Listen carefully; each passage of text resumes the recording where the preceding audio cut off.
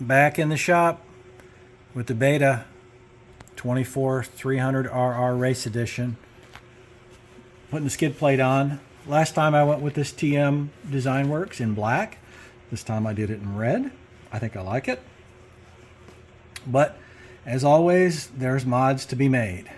So the first mod is I made it so that not only can I adjust my power valve spring, but I could actually change the springs without taking the skid plate off.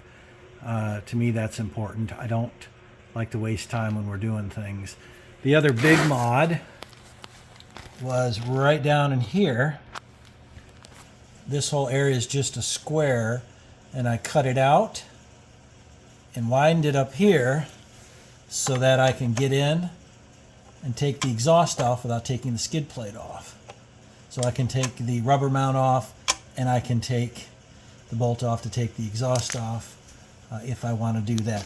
I also added a few more drain holes.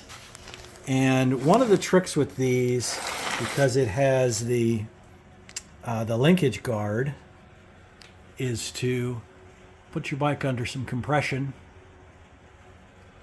because you have to push very, very hard to get this bolt up, because this does not come pre-formed.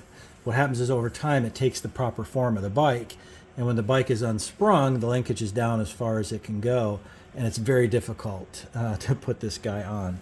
But I do like this skid plate a lot. You know, your handy rotary tool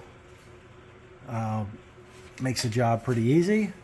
So make things the way you want it. You can see I've been doing it all over the bike here. Make things the way you want it. Make the bike work for you. And make it as easy to maintain as possible. All right, that's it for this one.